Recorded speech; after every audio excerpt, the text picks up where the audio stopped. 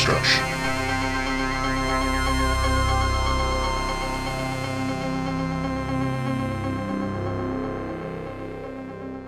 What's up, everybody? It's the HorrorDeconstruction. You can find us on Instagram, Facebook, most likely on YouTube. Give us a like, hit that thumbs up, share, and subscribe. Subscribe with your host Komp and The small or large.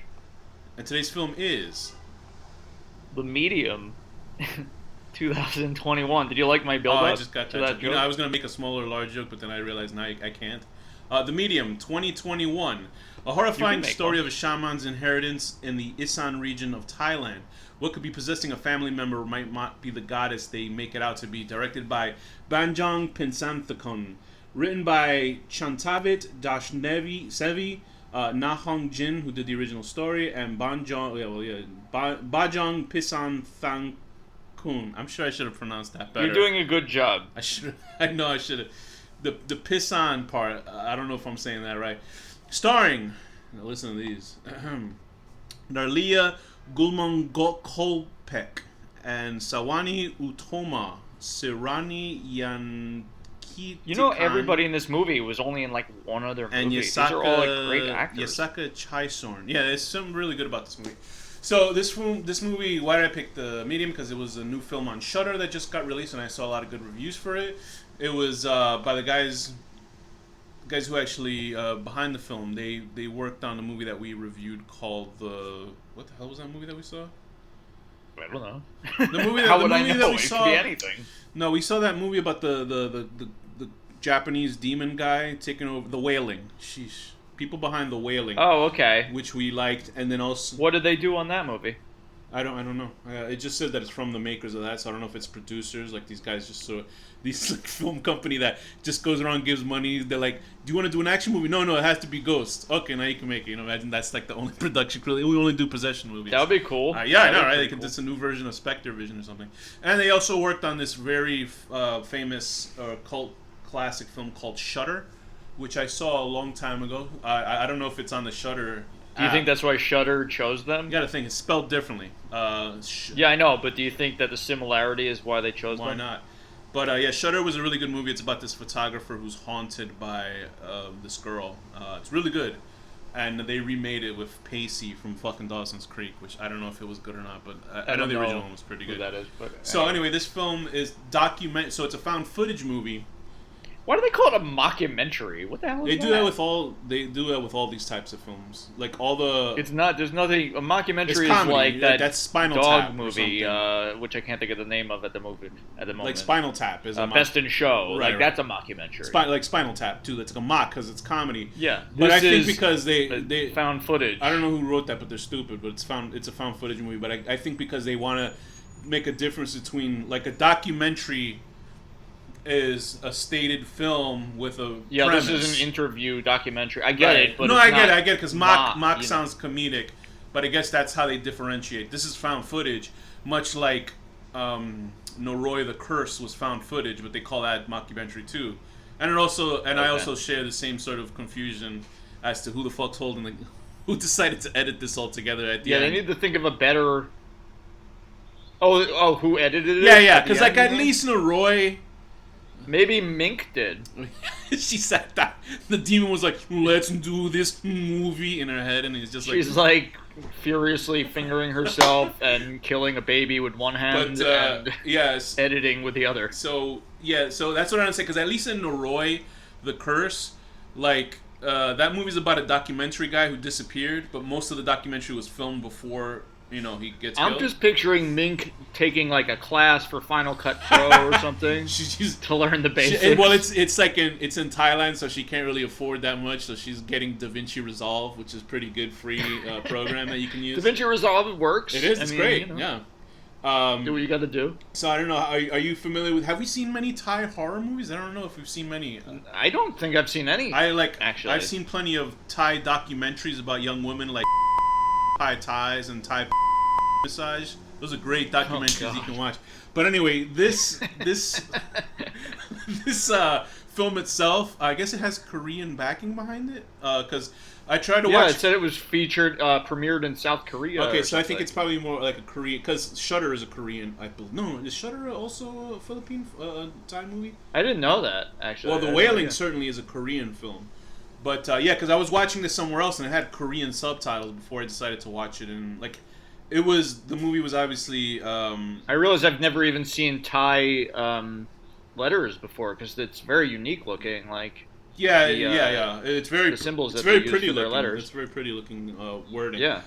So this movie deals with the character. Well, you think it's dealing with the character Nim, who is this titular medium in the film. Although I don't know, she's more like a shaman, right? Is there a medium? I mean, I think medium's just like a synonym. Is it? I can't say the word, but you know. Okay, so it kind of means. I mean, a shaman deals with spirits, a medium deals with spirits. So I guess they Americanized the name of it and made it the medium. Yeah, know? So this film is, I guess, using first-time actors, right? They're all in like maybe 1 or 2 films or something. Like, they're all pretty solid. You know what I mean? They're all solid actors. There's no bad actors in this movie. And they feel very realistic. Because I mean, you can do possession and look really ridiculous, but I think they pull it off pretty good. I think the only when people are possessed and they start laughing, that's when you're like, oh, this is kind of goofy. But I thought they did it well for this type of film. Yeah. I liked Sawani Utuma, who Nim, the main the original main character in the film, the lady who's the shaman, who has the what is they say this character's name over and over. Is it Bayani? What the hell is the character's name? Oh, Bayan. Bayan, right? So let me look up if Bayan's an actual. How did you spell it? Do you know how to spell it? I did look it up. Is it real? Is it a real religious? It wasn't much information. There wasn't much information, but I think it is based on a real thing. Yeah, because I gotta wonder, like, because I'm sure like the people who did The Exorcist weren't really religious people. Like, are there like really religious people that make a film dealing with this kind of stuff and they don't get scared about it? I don't recall if the author was religious though. I doubt it. I doubt that shit. They'd probably be afraid of saying, somebody putting a crucifix in their vagina and shit like that. But in here, like, I always wonder, because you would think, like, because we're so like first world mentality, like, oh, and people that really like are so religious that they'd be afraid to make a movie about this because then they'd be afraid of being like stricken by ghosts or some shit like that. So I gotta wonder how, like, when you make a film, like, do you make up a god and stuff, and do you like protect the set before you do? Because I'm sure they do that with a lot of modern films. Like, some people in the crew will like be afraid of fucking around on a film because they have these sort of long held beliefs, so they bless sets before they make movies and shit like that. So I gotta wonder what the process of it. Do you think they did the opposite in the Twilight Zone movie with the helicopter? Somebody's going around like hexing everything. This film, we're dealing with Nim, who had her whole family's kind of like a little bit cursed. I mean, we'll find a little bit more about that. But she has this spirit called, say the name again, Bayani? Bayan. Bayan is the spirit that I guess throughout generations of her family, because she had her grandmother, her mother, and then her. It was supposed to go to her sister, Noi, and but it went to her instead. I guess, which is a whole reason for a lot of the problems. Yeah, which is a film. It's like a subtle story point about, I guess, faith and stuff like that, because Nim is very like, she's totally into it, and Noi, when she was younger, decided she didn't want to be the family shaman. She didn't want Bayan in her. So she she wanted to live a life, and it shows like the different paths between this woman and her sister, because like obviously Nim seems to not have a life of her own. She just sort of, I guess, had to blindly follow. Become like a religious person. Yeah. She had to. I think she was. I think she's the only one that got out of this movie okay, honestly, even though it upset me, and I was like, it was unexpected about her character. Yeah, she definitely had a less horrible fate. Yeah, but it was because at the cost of her faithlessness, I guess. And her sister Noi had a whole family and stuff like that. So you had a confusion about what the family life was, right? Well, there were a few things that were confusing to me. Like, I they get explained that it at the beginning, though. Yeah, I know, but I guess I just didn't remember. So Nim is the I'm like a little confused. The relation of Nim is the Mink. Nim is the okay. So Nim is the man. Nim is the younger sister.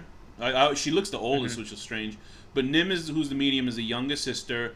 Noi is the middle sister, the one who did not decide to have Bayan come into her, and she has a daughter named Mink.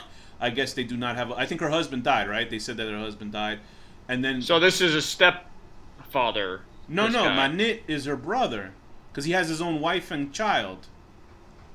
Okay. No, because at one point it showed them like sleeping in the same bed. No, that was him. That was his wife that he was sleeping in the bed with. The sisters I'm in a stupid. different room. Never mind. No, believe me, I got confused too, because I was like, "What the fuck?" Like, it confused me for a second. I was like, "This isn't like some." So I guess they just shit. all live together. Or yeah, something. right. Because like, I assume like families live together because there's no fucking freewheeling money, like that.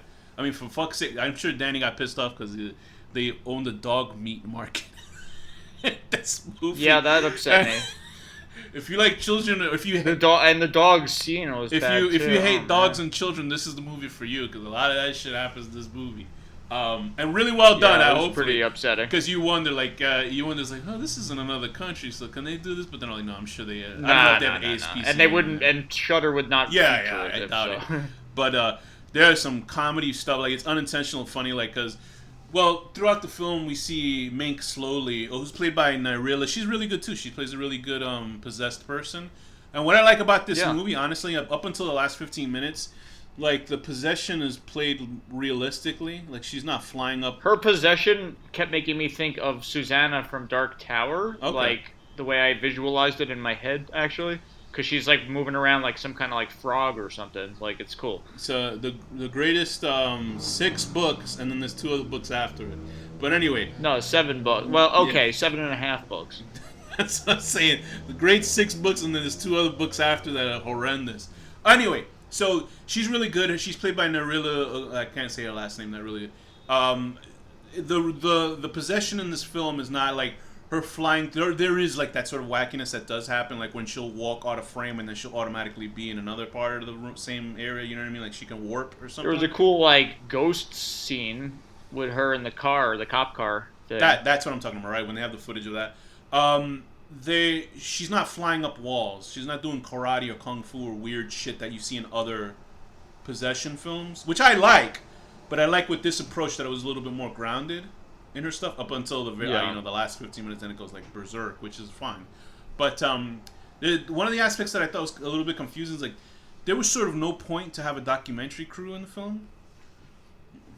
Well, they wanted to film a shaman, I guess, and then but they opened up this you can don't of have worms. to. Like that was unnecessary to the whole plot of the film, especially if there's nobody. Like, who took all this fucking camera stuff and edited it together into a movie after? Because I think about that shit after the movie. It's just a flimsy justification for a found footage. But there's no point for it. Like, there really is 0 point for that movie. For them to be in the film. Because they serve no purpose.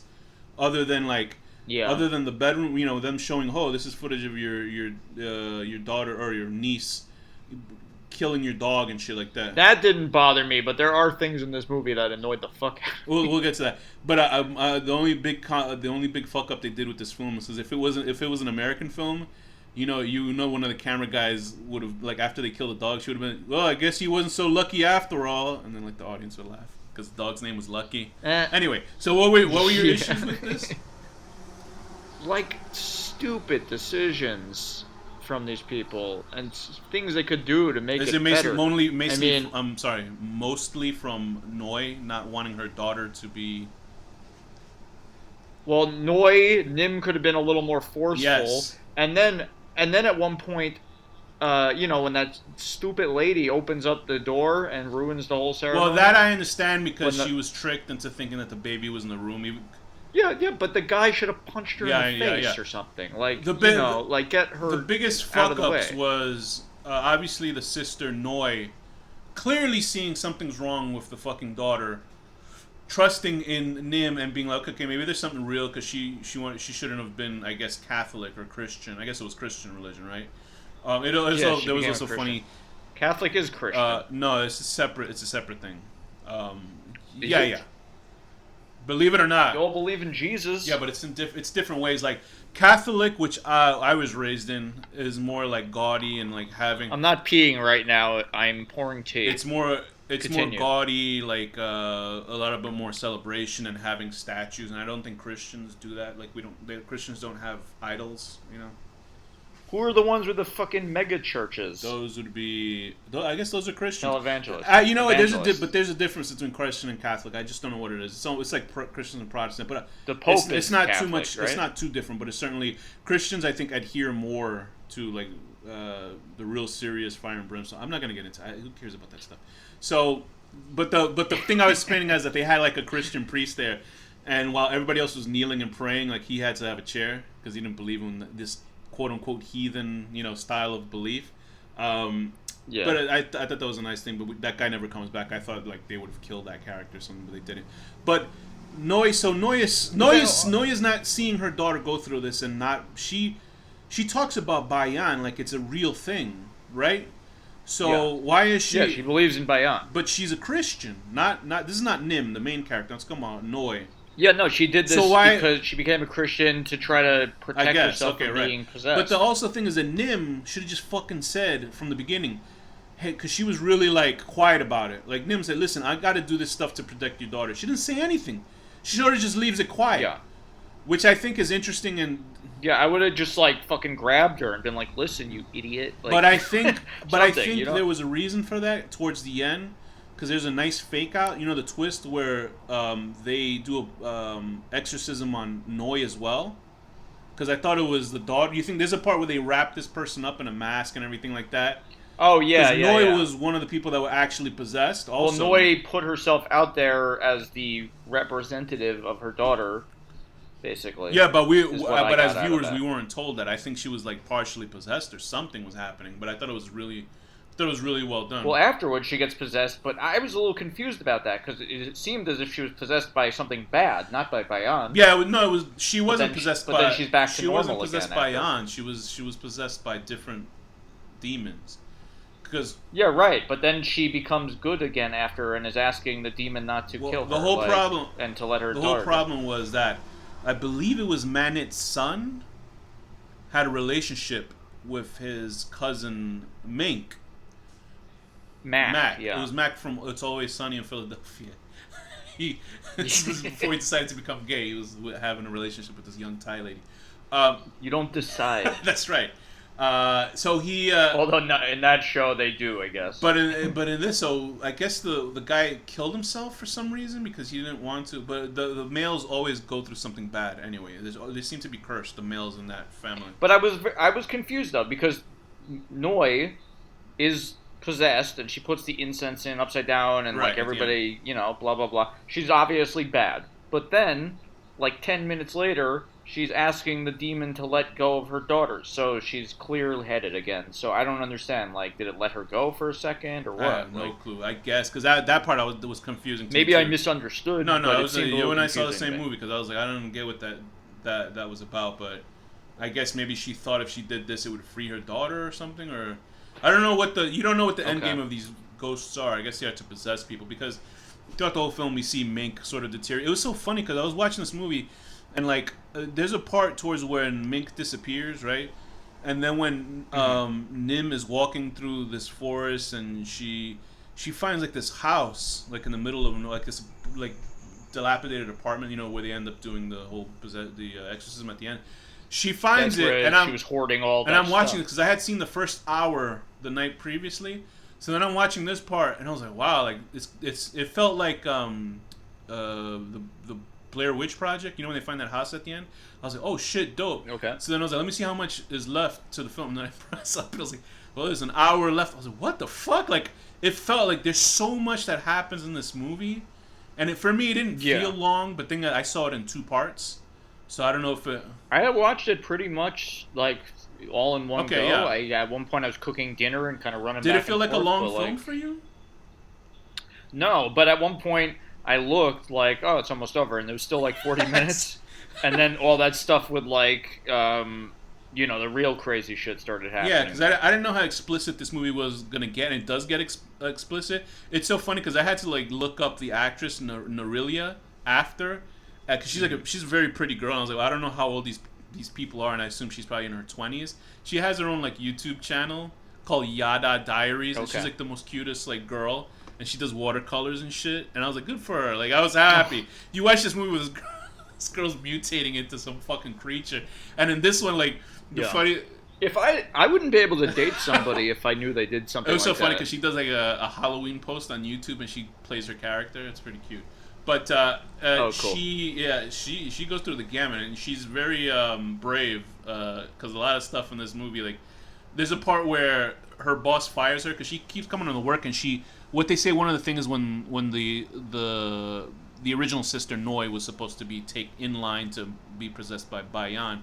She said that she had a period for 5 months straight, which is like she's bleeding constantly. Yeah, but no period bleeds like that. Right, that's horror movie bleeding. And so that happens to Mink in this, and like she's freaking out at the job. She's just like, she becomes duller and duller. She starts drinking. She acts like a child. But one of the funniest fucking scenes where she goes on a slide, and children do this. That's the funny thing, is kids are cruel because they just like are pure id. You know what I mean? They just thinking about themselves. And I assume that the walls were very like those places have to have like soft walls anyway. I assume. So kids don't get hurt. Cushioned and everything for sure. Yeah. And they added the sound effect of like hitting the wall hard because I think those kids' like reactions were genuine. Because she pushes that kid into the wall and the kid looks like stunned. Because you hear boom, and I was like, God damn, she really just pushed that kid into a wall? But I was like, no, it has to be fucking phony. And then the second kid, I think she keeps pushing her down, and the girl starts crying for real. Like, that was a real, like, cry. That kid, I was like, oh my God. Yeah, I did feel bad. And then there's, like, the part where her boss fires her. Because if this was a different sort of, if this was a Japanese film, that guy would have just used the footage against her of having sex with different guys to have sex right. with. But in this, the guy fired because it was like, this is disgusting. And it was like footage of her fucking fat guys. I was laughing so hard at that part. It was just a big fat guy fucking her from behind. It was the funniest fucking thing. And then, like, the part when she attacked her uncle, and she, like... Yeah. I didn't expect her to pull her top off, so it was, like, unexpected nudity. And then she... That whole scene was, like, pretty harsh. Then she put her, like, hand on her pants and then shoved her hand in his face. And she was like, you don't like... I liked the scene where she was pissing on the table. That was impressive. It's just so petty and pointless. Yeah, it was impressive. But yeah, getting a face full of... I mean, if I was a demon, I would do shit like that. I would pee on a table just to be like an asshole, that poor dog, Lucky. It made me wonder about, yeah. I would never do that, though. That had to be an animatronic, right? When she was putting the dog in the pot? Because that's like... I've seen footage of that. I know you don't even want to hear about this, but... I mean, they might have put a real dog in the pot, but the pot didn't... Well, yeah, no, I doubt it, but I think it was even a fake dog. But it was pretty impressive. It was just... I can imagine that dog in a house. If the dog, like, actually could think... Like, it's in a house run by people that have a dog market, you know what I mean? It must be like, oh, shit, everybody wants a midnight snack or some shit like that. But they themselves, I don't know if they ate dog meat themselves. But, you know, this is like poor countries, you know, dogs, like, that's the only resource of food. So that's how I know I'm a hypocrite because I eat cows, and cows are cute, and pigs are cute, but, like, I could never eat a dog. Yeah, I got them. Like, I had alligator once, and it tasted like it tasted like... You didn't like it? It tasted like meat, right? And then the aftertaste was very fishy, and I was like, oh, like, I was just like, what did I just eat? Like, it... That's weird. I don't recall that. I've had it, and it tastes maybe my mind just made me think that way, but it tasted very fishy, and I was like, ooh. Like, I had bison, and bison... I don't recall it being fishy. Bison was good, but I just, like, I can't imagine what a dog tastes like. To me, it's got... I mean, I'm sure it would taste good, and, like, I guess if I was, like, really hungry and I did not know anything, well, honestly, like, it looked like nothing, I might, but, like, I would never. Some of the restaurants I'm pretty sure we've eaten dog or rat. I'm pretty sure. Like, if I find out rat possibly. Like, if I found out for years if a certain place that I eat at actually was dog, I'm like, fuck, man, dogs taste pretty good. And I just go to a dog. I become a dog eating maniac. One time we went to this dumpling restaurant that you insisted was amazing, and it was good. I'm telling them the story. It was delicious. So we went to this amazing dumpling restaurant. No, you were right. It was a dumpling restaurant. It turns out, like, the next week, it was shut down because it turns out they were making their food in an alley, like, filled with rats.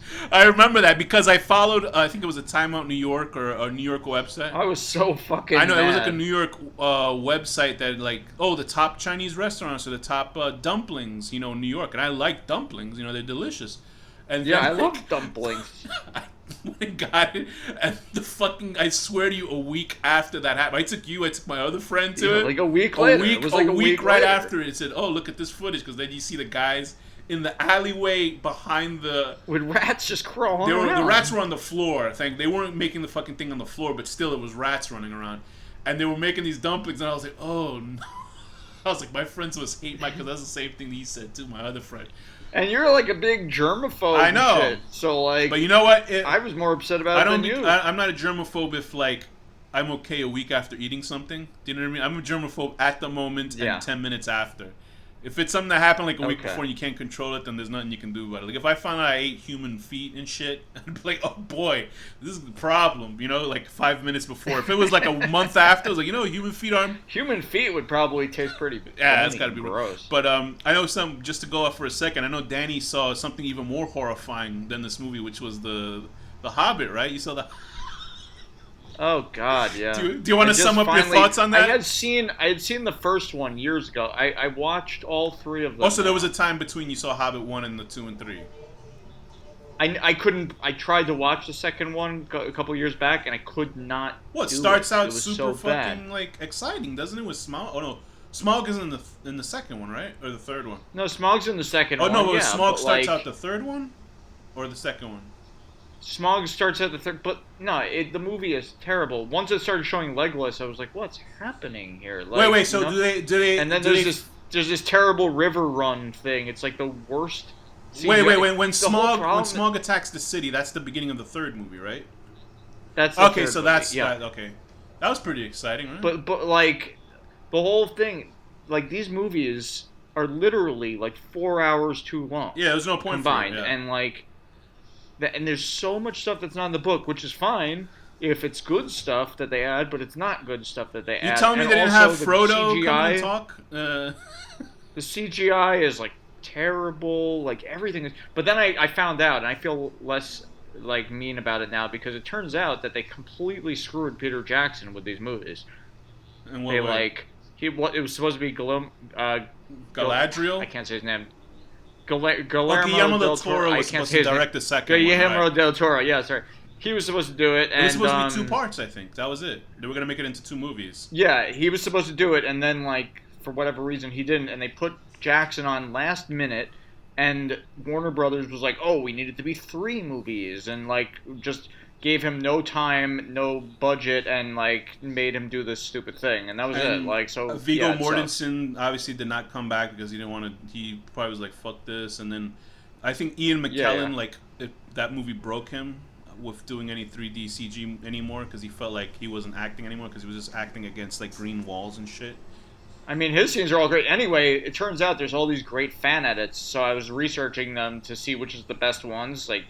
And one of them's down to only 2 hours for all 3 movies. But I'm watching this one that's 4 hours called the Bilbo edition, and it like cuts out so much nonsense. Yeah, it's pretty bad movie. Here's the thing: I never fully sat through Two Towers. I never saw The Return of the King, but I saw these 3 movies, and I was like, these are stupid. These movies, and it had the one scene. This is the last thing we'll talk about. That it had the one scene that I couldn't believe, and it's the only thing I remember from the movies. I told Dennis, like, listen, tell me when you see this scene because it was the worst thing I'd ever seen in those movies. And I didn't know what he meant because I've seen so many bad things over the past few days of trying to push through these movies. And as soon as I saw it, I texted him, "Oh, I've seen it." Like, what was it? Right? What was it? It was Legolas like climbing up falling rocks like a staircase. But the way it looked was so stupid.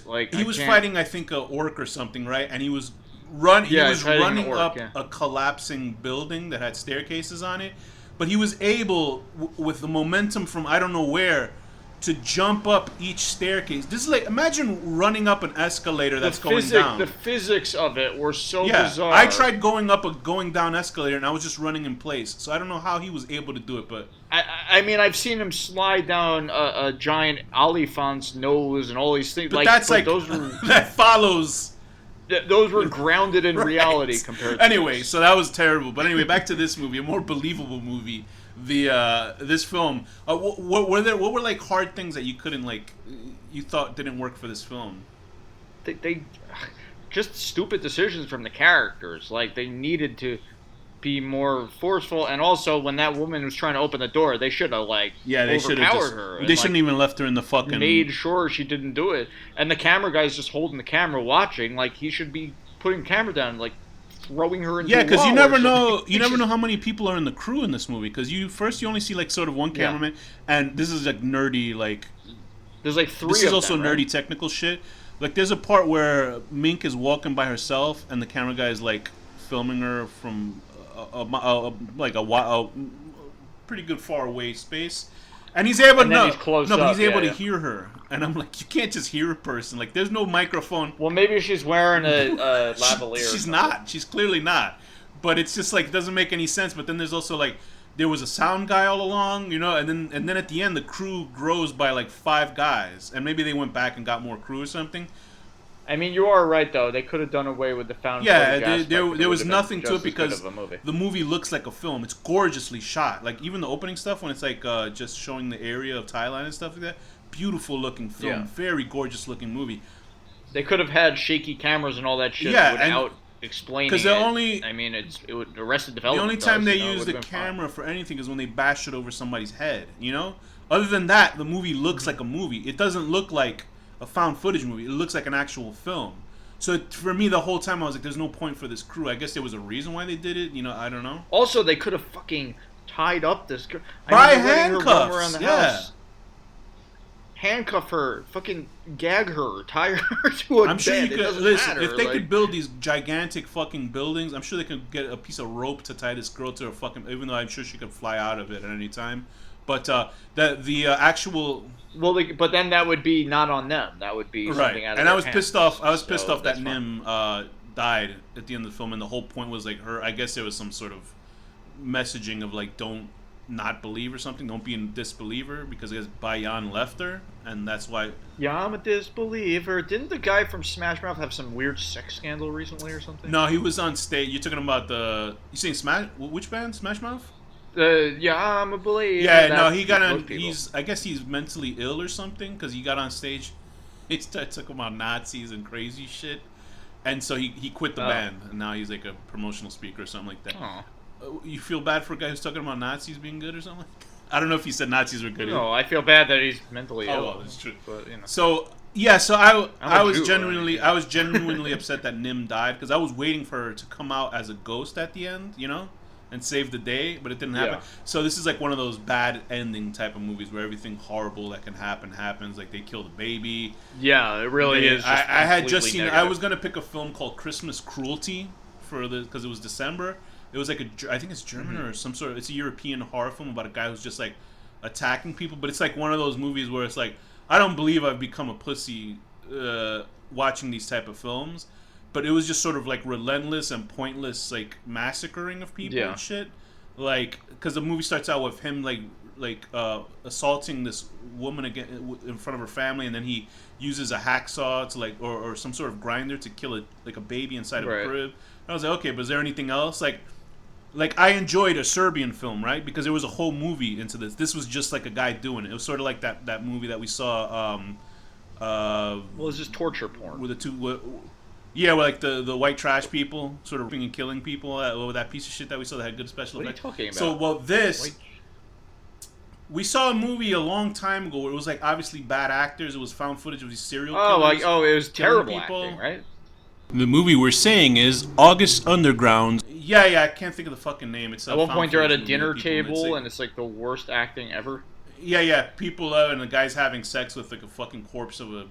I sometimes like extreme torture porn stuff, if done correctly, could be funny or cool or whatever. Serbian there's film. Got to be like a reason. Serbian film is that, right? Well, I'm actually thinking of that the family, the happiness of the whatever that weird. No, it's not the happiness of the that fucking family Visitor Q. I think it's called, or something like that. Right. Yeah, but that's like a comedy, and it's like weirdly comforting and shit. I don't know, like. But anyway, to bring that back to Christmas Cruelty, the reason why I didn't pick it because it just seemed like monotonous, like kind of corny. Like, oh, okay, so it's an extreme, like edgy movie. And then I wasn't expecting to see a movie with a kid getting killed, and they do it here. Not as graphic, but it's still pretty graphic. Yeah. And I was impressed that they did that. So it's like it's gross, and so they go to that level, and everything goes bad at the end. So then that leaves you with the question, like, who the fuck edited this movie together? that's what I'm just left with. I do like the idea, though, that Mink is taking, like, you know, she's watching YouTube tutorials and shit, like, to try to learn. So I did like the movie. It didn't. It's really good production, very excellent acting, really good effects. It wasn't over the top with the possession shit until the very end of it, and it is one of those movies where it ramps up to a crazy ending that I wasn't expecting. Especially the whole exorcism scene was fucking great. Like just how it looked and how wild it was. It was like The Wailing, because The Wailing had a similar sort of crazy exorcism shit at the end. So I like that stuff. As a whole, I thought it was fine.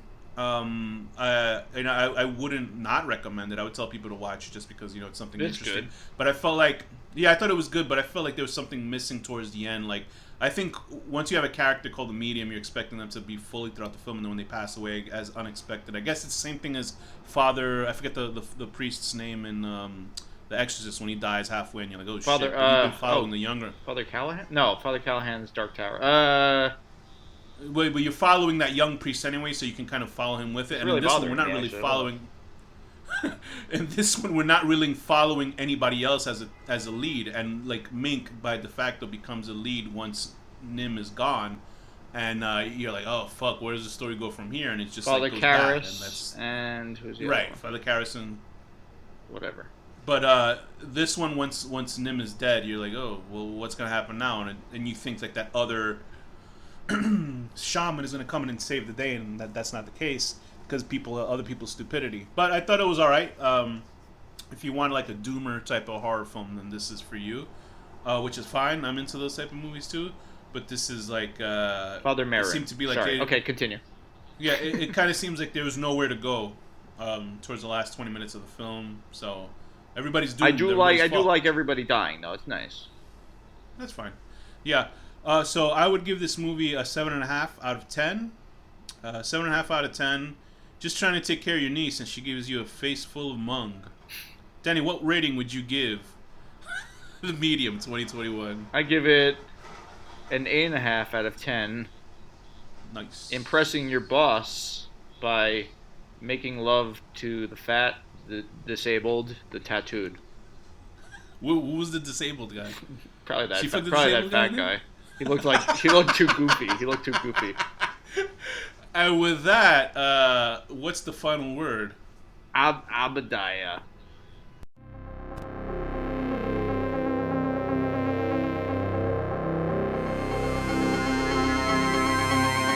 The HorrorDeconstruction.